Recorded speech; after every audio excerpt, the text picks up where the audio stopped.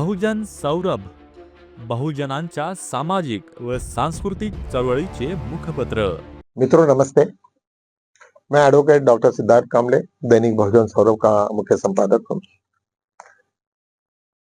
मेरी कोशिश है कि जितने भी कुछ न्यूज है, जितने भी जो भी कुछ आज हमारे दिन भरे में जितने भी यूट्यूबर्स है, उनको डॉक्टर बाबा साहेब आम्बेडकर के, भगवान बुद्ध, हमारे जो भी महापुरुष है, उनके दृष्टिकोण से उनका क्या अहमियत है, ये लोगों को बताना ये मेरा फर्ज है।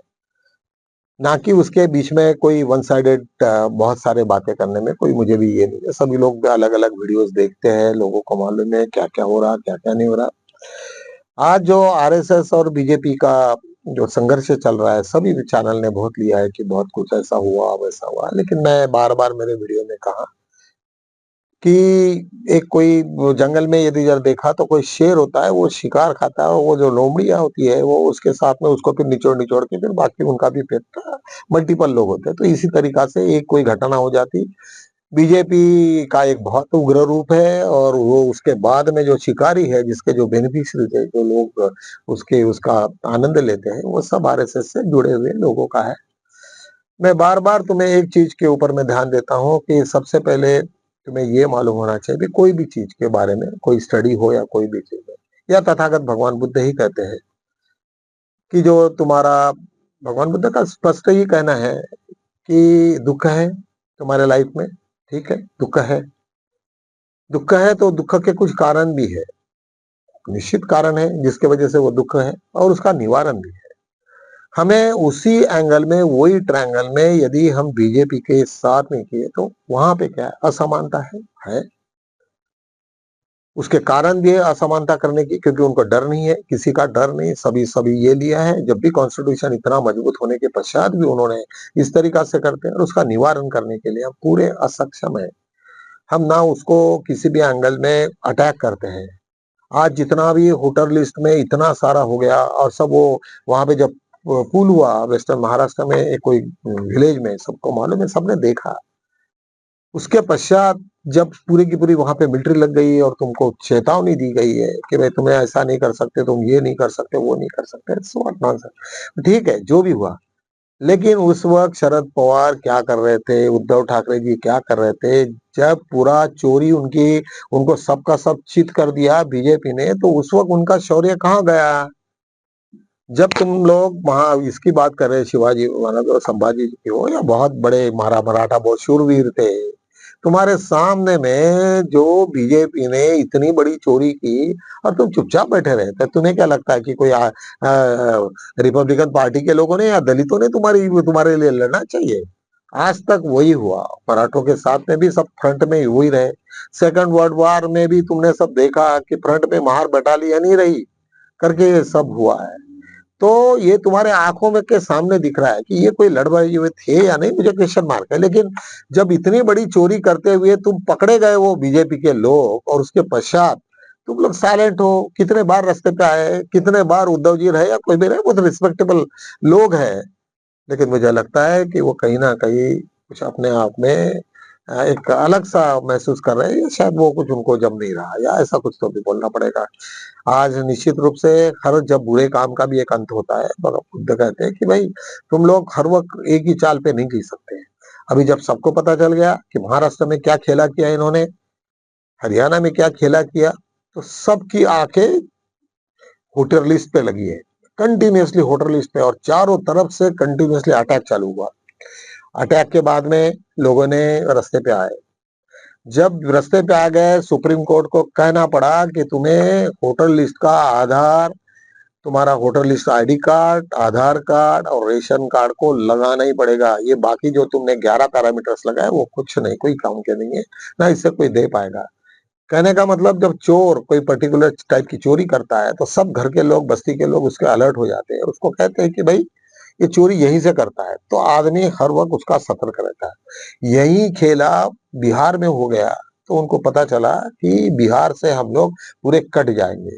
बिहार यदि अगर नेक्स्ट टू यूपी है, तो बिहार के यदि अगर हम लोग पूरे हार जाते हैं, वहां से हम लोगों को आने वाले दिनों में एक भी एमपी नहीं मिला, या एक दो चार मिले, तो हम लोग गवर्नमेंट नहीं बना पाएंगे और पूरे के पूरे खत्म हो जाएंगे। ये सब उनको मालूम है। यूपी में भी उनका जो जिस प्रकार से ग्राफ हुआ और जिस तरीका से खेला हुआ, वही प्रकार वहां पे हुआ, लेकिन वहां पे फंस गए सब लोग। जब आरएसएस को पता चला कि अभी हम लोग कुछ नहीं कर सकते, हमें ये है, तो उनको लगा कि कुछ परिवर्तन करते हैं। जब मोदी यहाँ नहीं थे इंडिया में, तब बहुत उछान हुआ था कि मोदी को ऐसा करेंगे, लेकिन मोदी जैसे आए बराबर सब के सब डर जाते, नीचे ये हो जाते। अभी शायद मुझे लगता है कि अभी जिसमें जितना उलझान चालू हुआ, जितना भी चीजें अंदर से जो खटखटा हो गया है पूरे बीजेपी और आरएसएस के बीच में, हर आदमी वहाँ एम्बिशियस है, हर आदमी के पास पैसा है, बड़े बड़े इंडस्ट्रियलिस्ट भी लोग लगे हैं। तो उसके साथ में तो यहाँ का देश का लोकशाही किस प्रकार से चलता है, इसके बारे में लोगों को अच्छी जानकारी है। जब उनको मालूम है तो निश्चित वो खेला करेंगे ही करेंगे। कुछ लोगों ने यहाँ तक, अभी तक तो कुछ हुआ नहीं, क्योंकि हमारे यहाँ पे एंटी डिफेक्शन एक्ट होने की वजह से कोई भाग नहीं सकता, उनको आना ही पड़ता, व्हिप रहती, सब है। लेकिन बहुत सारे मेंबर ऑफ पार्लियामेंट ने उन्होंने कहा, इवन भागवत जी को कहा कि आप यदि यार इस तरीका से चलते रहेंगे तो हमारा एक 20, 25, 30 का ग्रुप हम लोग विड्रॉ हो जाएंगे यहाँ से, हम आएंगे ही नहीं वहां पे। तो आप क्या करोगे वहां पे फ्लोर पे, जब तुमको अपना ये प्रूव करना पड़ेगा, तुम्हारी मेंबरशिप या तुम्हारा मेजोरिटी प्रूव करना पड़ेगा, तो तुम कैसे करोगे? तो जब वो करते हैं तो अभी निश्चित रूप से ये बहुत बड़ा एक ऐसा टप्पा है, वो इकट्ठा हो गए और मोदी और शाह के बारे में ये चालू हुआ। मैं एक बात आपको बताना चाहूंगा कि शाह के बारे में तुमको मालूम है कि जस्टिस लोहिया का जो मैटर हुआ, तो उसमें आरएसएस का बहुत बड़ा पार्ट रहा। ऐसे बहुत सारे वीडियो आए थे और उसने हमको भी मालूम है। कोई भी आदमी जब किसी के ऊपर में वो एक कोई जेल से निकाल के कैदी और इस तरीका से वो घटना हुई है सर, उसको देख के हमें लगा कि वो किसी भी हालत में उनको मोदी के अलावा दूसरा कोई आदमी चलता ही नहीं। तो हमें लग रहा था कि आरएसएस के लोग मोदी जी को प्राइम मिनिस्टर का कैंडिडेट क्लियर करेंगे।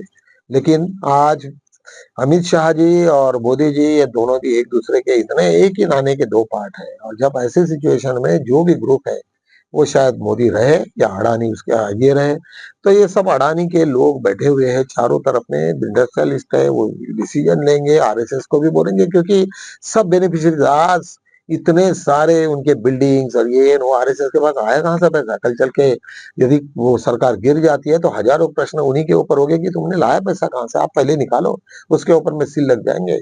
तो ये ऐसी बहुत सारी घटनाएं, बहुत सारे क्राइम्स है, बहुत सारे उसमें फाइनेंशियल फ्रॉड्स है। ये सब के सब ऑटोमेटिकली निकलना चालू हो जाएगा। जब ये सब निकलेंगे तो निश्चित रूप से कुछ ना कुछ होगा। लेकिन आज जिस तरीका से वीडियो थे और उनका सितंबर में मोदी जी का रिटायरमेंट है, उस दिन की सब लोग राह देख रहे हैं। लेकिन निश्चित रूप से अभी तक मुझे लग रहा था कि वो सब नाटक है एक दूसरे का, लेकिन अभी जब सबको पता चला कि वो निकलेंगे नहीं, तो उनको हुसका के निकालना पड़ेगा। और इसके इतिहास में भी ऐसे ऐसे इस प्रकार से बहुत सारे घटनाएं हुई है। तो मुझे लगता है कि आने वाले दिनों में भी इसी प्रकार से कुछ ये हो जाएंगे। एक बहुत बड़ा एक रैकेट यहाँ से कौन चला रहा नहीं मालूम, लेकिन रवीश कुमार के बहुत सारे वीडियो, उनके नाम और फोटोग्राफ्स का वीडियो, ये टोनिंग के साथ में गलत गलत वीडियोज आ रहे, उसके बारे में सभी लोग हम प्रकाश ये हुए अचंभे में आ रहे, सभी मीडिया वाले कह रहे कि आज तुम्हारा चैट जीपीटी इतना एडवांस हो गया, या और कोई वो चाइनीज ये है डिपसीक। तो वो इस तरीका से बहुत सारे इश्यूज है कि जिसके वजह से लोगों को लगता है कि ये डिपसीक से बारे के साथ किए हुए हैं। यदि यार इस तरीका से बेईमानी से जब तुम करोगे तो उसके ऊपर में बहुत सारे, यदि गवर्नमेंट चले गई, ये सब निकलेगा बाहर। तो ऐसा लगता है कि ये कोई बात हो गई और खत्म हो गया, ऐसा नहीं है। जब भी कभी तुम कुछ लफड़ा करते हो, कुछ काम करते हो, तो तुम बहुत सारे एविडेंसेस छोड़ के जाते हो। और जब एविडेंसेस जब लोगों के हाथ में लगेंगे, तो उसका कैसे इस्तेमाल करने का तुम्हारी अगेंस्ट में, उसके बारे में लोगों को अच्छे से मालूम है। तो मुझे फिर भी ऐसा लगता है कि ये जो नाटक है इनका, बीजेपी और आरएसएस के बीच में का, वो सब, क्योंकि मैंने देखा वो मोहन भागवत जी का ये इतना ऐसा बहुत मल मल लगा के, मतलब ऐसा स्मूथली बोला है कि अभी 75 साल के मोदी जी हो रहे हैं, दूसरे भी लोगों को चांस मिलना चाहिए, ऐसे छोटा सा ऐसा। लेकिन जब कोई आरएसएस के इसमें इतने बड़े पोल पे है, तो उन्होंने सीधा ऐसा बोलना चाहिए कि मिस्टर मोदी, हो गया ना, अभी सत्ता हो गया तुम्हारा, इतना साल 11 साल हो गया, अभी क्या बाकी लोग क्या वैसे रहेंगे? तो जो भाषा होनी चाहिए, सब लोग मोदी को डरते हैं, सब लोग शाह को डरते हैं, क्योंकि सबके जन्म कुंडली उन्होंने बांध के रखी है। उनको भी मालूम है कि यदि हम लोग उसका नहीं सुनेंगे तो हमारे हाल बहुत होंगे, वो 75 हो या 80 हो, हमें उनकी बात सुनना पड़ेगा। जब कोई क्राइम में सब लोग शामिल होते हैं तो हर आदमी डरा हुआ रहता कि क्राइम यदि फूट जाए या कुछ ये हो जाए तो हम सब के सब उसमें भागीदारी होंगे और हमको भी उसके साथ ही नहीं वैसे ही पीसा जा सकता है। एक हमें एक दूसरी एक अच्छी सी आज खबर मैंने पढ़ी, वो बहुत अच्छा लगा कि एक मेगी नाम का एक कर्नाटका में गुलबर्गा के पास में एक स्थल है, वहाँ पे कोई खुदाई का काम चल रहा था, तो उसमें बौद्ध शिल्प का ये बहुत सारी चीजें वहाँ मिले। अशोक सम्राट अशोक का वहाँ पे काफी बड़ा प्रस्तर भी मिला, उन लोगों का एक विहार मिला और बहुत सारी चीजें उसमें मिली।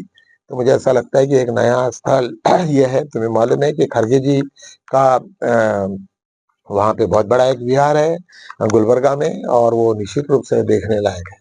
तो हम भी वहाँ पे देखने में गए थे, वो तो बुद्धिस्ट आदमी है तो उसके वजह से कोई इश्यू नहीं है।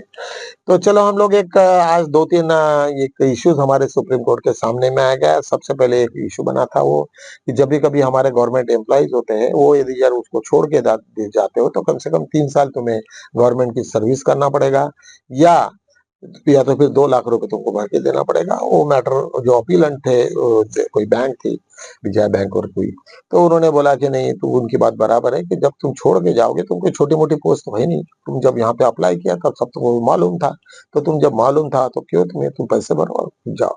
तो सुप्रीम कोर्ट ने उस चीज को ये किया। एक दूसरा मसला सुप्रीम कोर्ट के सामने में आया, उन्होंने वो वैकेशंस का ये जो है, उन्होंने कहा वैकेशंस पे नहीं लेते।